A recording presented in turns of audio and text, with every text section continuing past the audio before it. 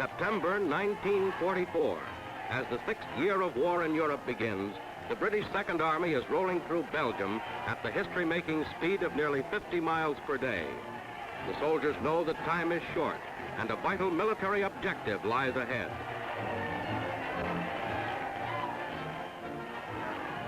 The fighting men well know that the long water approaches beyond are still in German hands. With the capture of the city of Antwerp, the battle for the port has just begun. Early dawn finds the British Second Army moving in to penetrate the tough canal country beyond Antwerp. In cold earnest, the soldiers realize that the days of their triumphant sweep are over. From here in, war is grim and unrelenting. One canal leads only to another, hazardous and riddled with enemy defenses.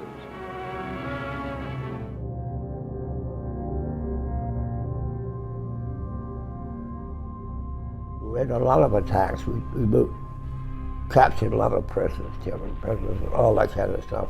And we lost a lot of good buddies, you know.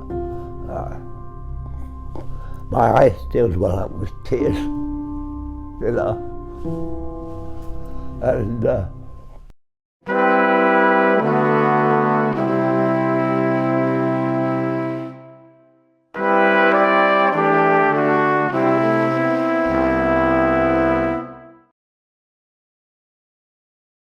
George Herbert Beardsaw, born September 14th, 1923, in Yorkshire, England. George grew up in the Dr. Barnardo Boys Homes, a place for many orphan children at the time. Coming to Canada at the age of 15 in 1938, George started a brand new life in Canada. But life wasn't easy. He worked long hours on a farm in southeastern Ontario until he had enough and joined the Canadian Army at the height of World War II in 1940. George has quite the unique World War II story, facing fierce combat in the later half of 1944 and early 1945 in France, Belgium, and the Netherlands, where he faced his most challenging part of the war, being captured and a prisoner of war for the last month of World War II. George can be best described as a humble, funny, and pleasant man. At the time of this recording, in June 2023, George is 99 years old and shares his incredible story with Zach Dunn for the first time on camera. my name is George Herbert Beardsaw. I was born in Yorkshire, England. And I am an immigrant to Canada back in 1938. Yeah. When is your birthday? My birthday is the 14th of September. I will be 100 years old. This September you'll be 100. Yeah, I'll be 100. Well, I had two other brothers and two sisters. And I don't remember my mother because I think I was taken away from her when I was 3 years old. I don't know nothing about my father. Well, that's all I know about that. My oldest brother came here in 1934. I came here, like I said, in 1938, yes. And I had the other brother, a couple of years older than me. He stayed in Britain till after the war because he was in the British Navy. I was in an orphanage called the Baby's Castle, I think, when I was 3 years old. And it was Barnardo's. Dr. Barnardo's is the biggest orphanage in the world. Yeah. This home I was in, after I was taken from Baby Castle to a place called the Boys Garden City, which there was 700 boys there. Well, anyway, at school one day, the school inspector came around and he said, "How many of you boys would like to go to Canada?" Well, I knew my oldest brother was here. He had written some letters to me, you know, and he said he had a motorcycle. He was doing 60 miles an hour. You know. Can you imagine the roads back then? They weren't too good there. You know, yeah. So I thought, boy, that must be nice. So school inspector said, how many of you boys like to go to Canada? I put up my hand. And that's how my life started then. A few weeks later, I was in Canada House in London, and not too long after that, on the boat, going over to Canada like that. But they used to send boys, children, back to Canada in just freight boats, you know, because they used to send beef to Canada on these boats, and they'd come back to Canada empty. So why not put those kids in there, take them over, you know? Yeah, I know several people that got to be, in this country, got to be what you might call famous. I have a very good friend who is descendant from Barnardo Boy. Maybe I shouldn't tell you this, maybe he likes his privacy. It's the hockey guy that used to do the broadcasts. What's his name? Don Cherry? That's the guy, yeah. He's my friend. I was on a platform in Toronto a couple of years ago. Him and I had to make speeches in front of a whole bunch of people. Oh, wow. Yeah. That's amazing. Yeah, and I have 2 nice autograph photos of him, you know. He knows me, and he sold some books here in London not too long ago.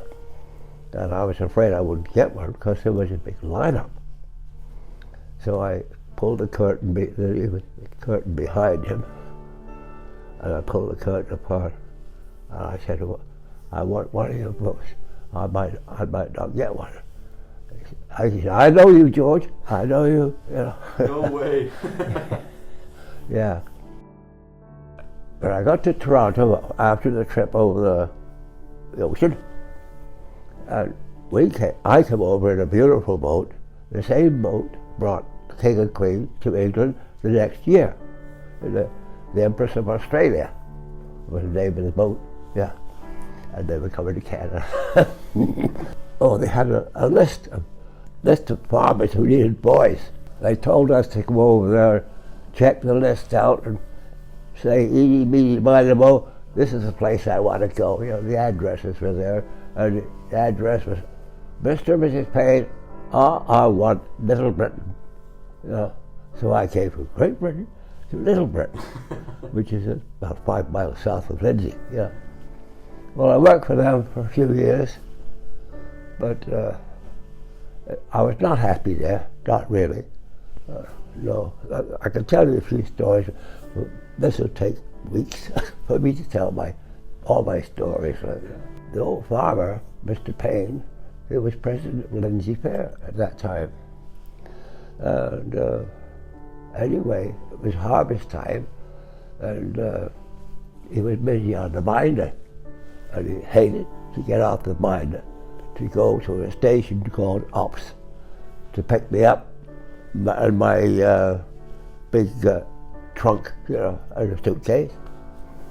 Picked me up, brought me to his farm, and the lady, his wife, come out, looked me up and down. Oh, she said, "Is that grease you got in your hair?" You know, of course, it was Brill Cream, you know. And she said, "I'm having none of that around here. I'm not washing dirty pillowcases." She didn't do the washing, I did, because we had a wooden washer machine, you know, no electricity there. Wow, you know, one of those things. It's all by hand. Yeah. So Monday morning, that was my job. She didn't, while she was having a cup of coffee in the kitchen while I was doing the washing and whatever.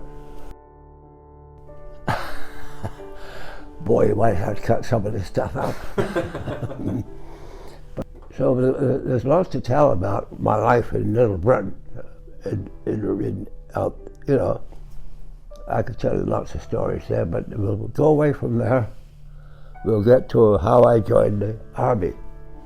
I was down to milk the cows this morning. The war was on, and I milked.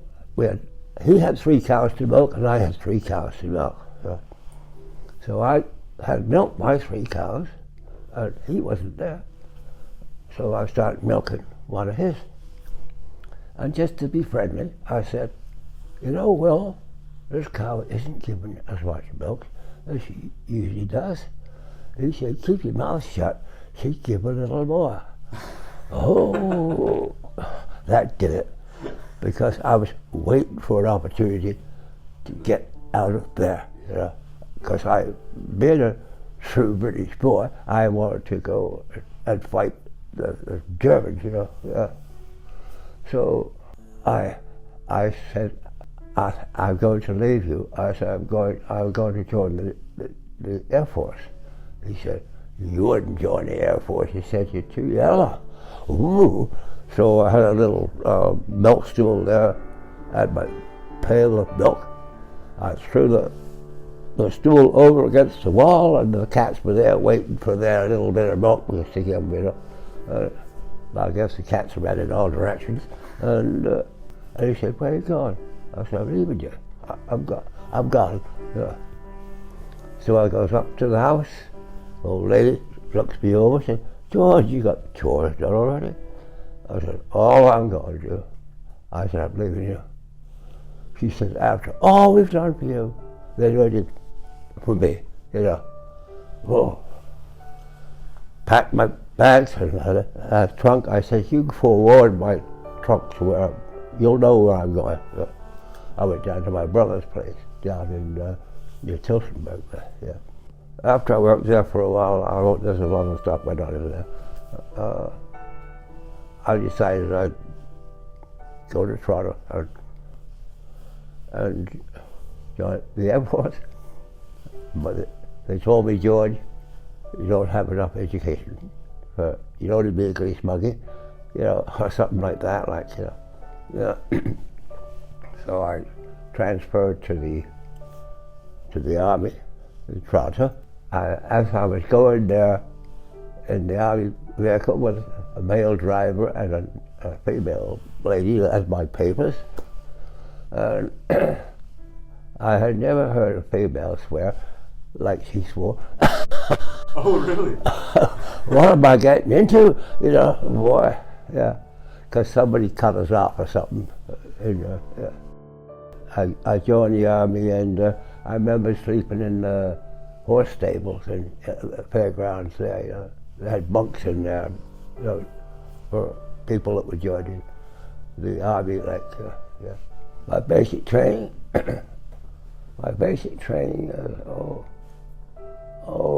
learned how to do all sorts of drills, route marches and stuff like that, because infantry, you know, that's where I was going, like, you know. Yeah. I mean, saw movies on how to behave ourselves, you know, stuff like that. So we didn't get that certain disease. Yeah. Yeah, stuff like that, you know. I enjoyed myself. I met a lot of nice people, you know. And I finally got to go overseas. They said, there's no leave for anybody. We landed in Scotland, of course.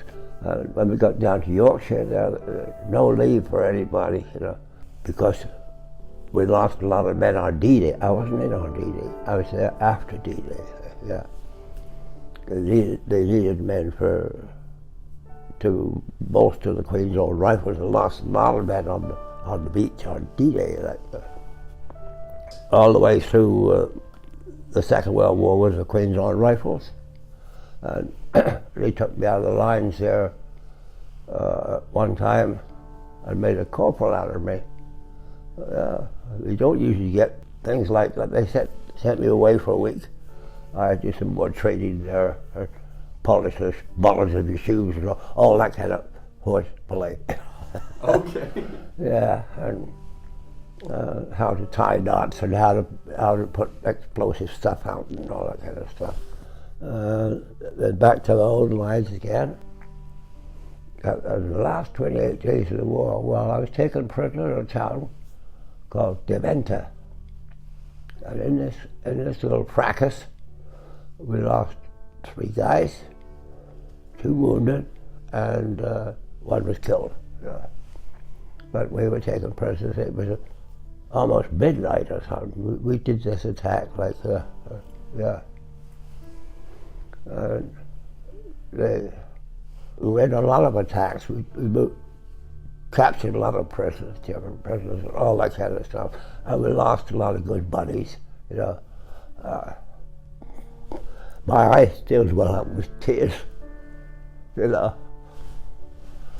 And I'm curious how you got captured. Were you in a specific area? no, we had to get to this bridge and take it, like, you know. It was on the road was on top of a dike type of thing, like it was built high ground there. And so, after nearly 2 months of fighting, the drive for the approaches to the port of Antwerp is entering its final, bitterest phase. 40 miles inland from the Scheldt, under harassing sniper fire, advanced troops clear opposition over the Wilhelmina Canal, while infantry make a precarious crossing to establish a bridgehead before Tilburg.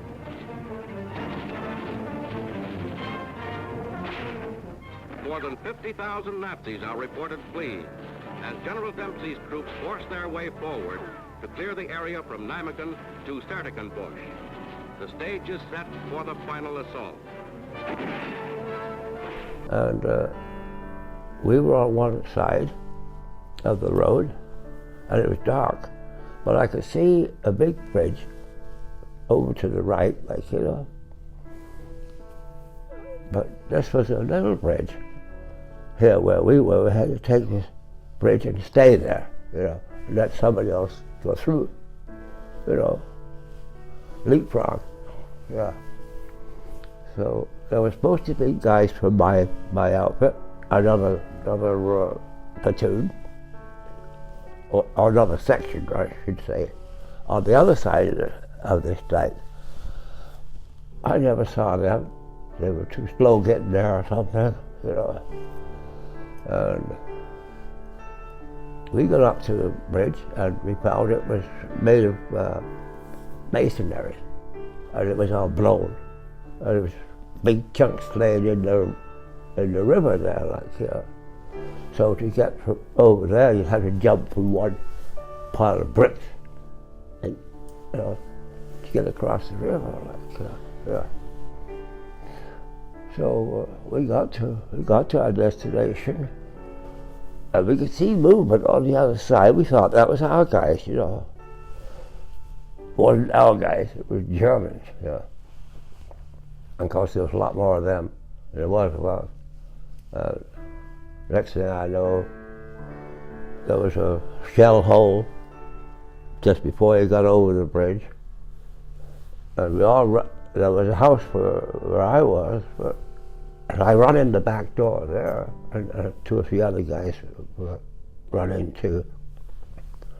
And we had a Bren gun there with us. Now the Bren gun is a very faithful machine gun, and this time it wasn't very faithful. It didn't work, you know. So anyway, we heard the Germans come raus. Oh, in the back door, the door I just come in, they were there with their machine guns, like, come raus, and of course, what could we do? Take off anything, like our band-aids, band, what do you call them, but have the ammunition. Take all our grenades that was on our belts and that, take them off and just throw them on the floor.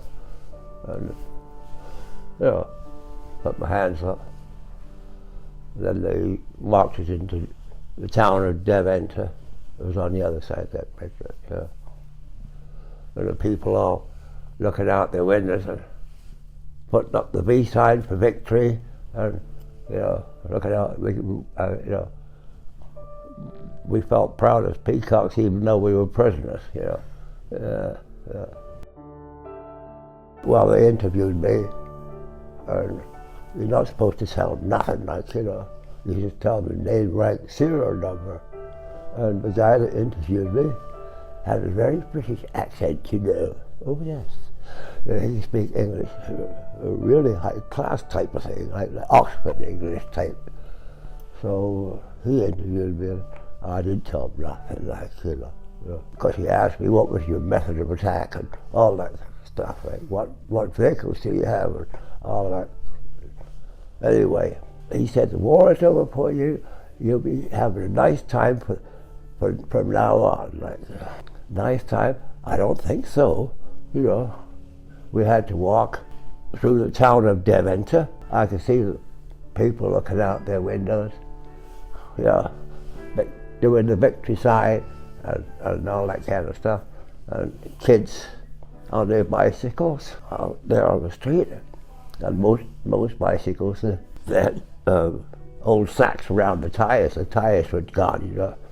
And this one kid, I remember, had a nice bike with tires. The tires were good on it. German took it away from him. Like, they pedaled while we walked, yeah. And I saw all the damage of all their stuff that our airplanes knocked all their vehicles out, all burnt, you know, on the sides of the road. We walked into some woods there and stayed in a I don't know what it was, something like a little school in the woods, you know, laying on the cement floor. And they took my wallet away from me and all that kind of stuff. In the morning, we walked, you know. I stopped at the farmhouse and they got some, there's milk, they make milk into something. It wasn't cream, you know. We all got a drink of that. Germans didn't take it, you know. That night, we were still walking there. That night, our planes were coming over, you know. And the Germans all run for the ditches, you know. And we just stood there and laughed, you know. Oh yeah, and I saw a guy there who was driving a Ford, an American-style Ford, about a 36 Ford or something. And he had, I guess the windshield must have opened, you know, or something like that, because he had a horse pulling the car, and he was driving it in the driver's seat of the car. You know. I said to myself, a 1 horsepower Ford? And we were getting kind of hungry, like, you know. So we told them that. But finally they come around with, I don't know what it was. It was a bunch of green slop. It looked like mashed cabbage or something, but it tasted awful. I think it was more like dandelion weeds or something, you know. Boy, we couldn't eat that stuff. No way. No, boy. Then finally, for the last leg of the journey, there was a bus, and they put us on this bus, and they took us to a place called Ellesmere. Now, Ellesmere is the flower capital of the world.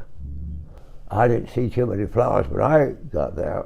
I saw a place, a Catholic school, a Catholic church, and a nunnery beside it, and a playground behind that, and a school for kids, you know. Anyway, they gave us a big aluminum bowl. I thought that was for food, you know, and a knife and a fork.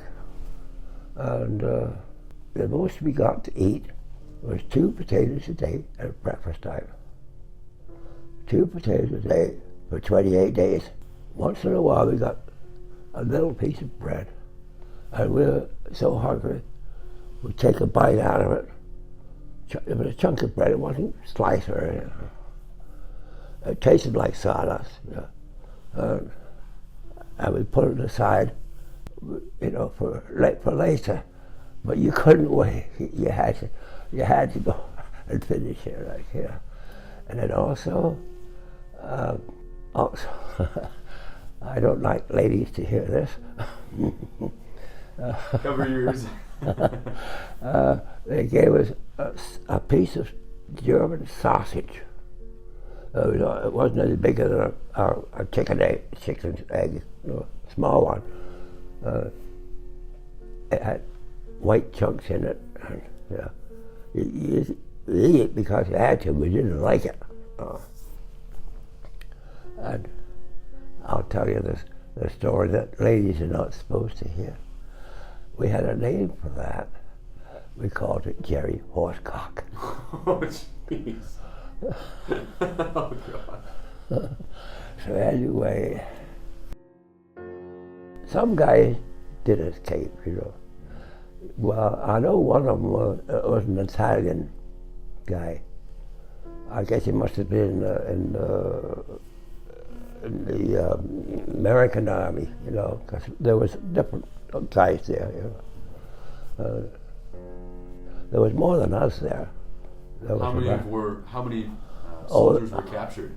There was 3-4 stories for this, where the nuns were. They kicked the nuns out of the nunnery, and we slept on the bare floor. There were no beds. And previously, we had been fighting in the flats, where the Germans had blown the dikes and the seawater was coming in, and we never were dry for about 2 or 3 weeks, and changes of clothes we didn't really get, and all that time in when we were 28 days there, we never had clean clothes. We never had a shower. I don't know, I forget a lot of this stuff, While we were there was an Italian guy, he never shut up talking, Yeah. He never talk. Oh, of course, we didn't give a shit anyway. Was he cracking jokes? What was he saying? No, he just talked about everything, And he was the one of the guys escaped, because there was a little annex from the nunnery where we were. You go down to the window there, and there was a little annex to the church. He got out of there and on the roof of the annex, he got into the church. I wouldn't doubt that the priest in there helped him anyway, And he wasn't the only one. There was a couple of guys, 3 guys. And a couple of days later, we saw them going down the street outside the window of the convent. We could see the outside street. And we saw 3 or 4 guys walking down the street in semi-clothes. We knew who they were. Wow. Yeah, with bicycles and whatever. And then there was another time that Hitler Youth come walking through there, marching, and we saw them, and we shouldn't have done it, but we did open our mouths a little bit, Yeah, I thought they could have shoot us. We didn't. The war was over, and the Germans told us that we'll take you back to your old mines in their dirty old buses, their buses were terrible things like that. And our guys got there first. Our own Canadian guys come up, and they brought chicken and everything, beer, whatever, And there was a house across the road from the convent. I think it belonged to a Chinese guy, and he had a big lawn there.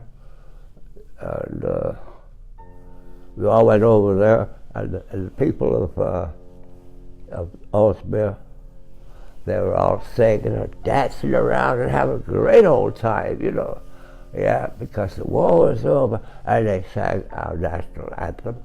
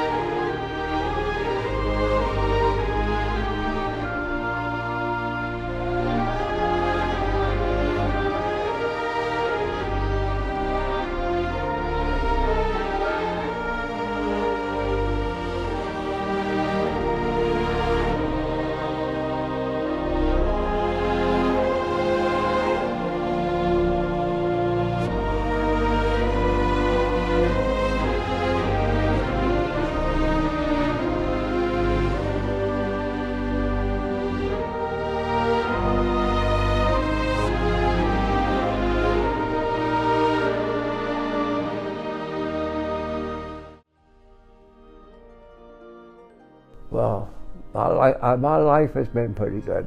You know. I'm now 99, and September the 14th I'll be 100. And the wrist talking, and because I got that medal, you know, the Krodiger, whatever it is, people here call me Sir. Sir George. More respect. Sir George, yeah. That's amazing. Yeah. What does it mean to you, George, to be a Canadian? What does that mean to you? What it means to be a Canadian? You know, that's the thing. I always have to think that over. Like you know, somebody asked me that. It's great to be a Canadian. Yeah, because I don't know nothing else really. You know, I'm a Canadian. Yeah. That's all I need to say. I love everything that's happened to me since I've been here. It's fantastic. It's a fantastic country. Yeah. Yeah.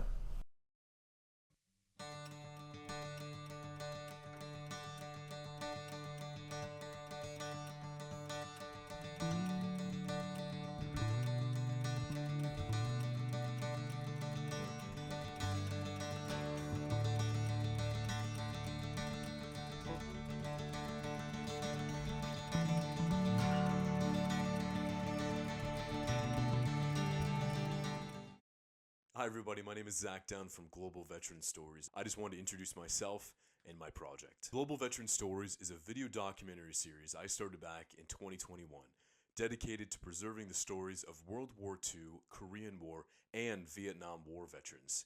Inspired by the story of my own granddad who served in the Second World War in the British Airborne as a paratrooper in Northern Africa, Germany, and France. Now I want to tell you how you can help out with my mission. As of August 2024, I've interviewed over 50 veterans from 8 different countries, and my trips to interview these veterans are funded from people just like you. You can donate through my mission through Patreon, where you can set up a monthly donation subscription, or through my website or PayPal, where you can choose any dollar amount that you like. Right now, I'm a one-man show, and finding these veterans is becoming more and more difficult. So please, if you know a World War II, Korean War, or Vietnam War veteran, whether a family member, a friend, neighbor, or part of your community, please visit my website and fill out a contact form, and I would love to help preserve their stories. Every day, we lose more and more veterans. This history needs to be saved and preserved for future generations. Thank you so much for your support. Now, let's get into our veteran story.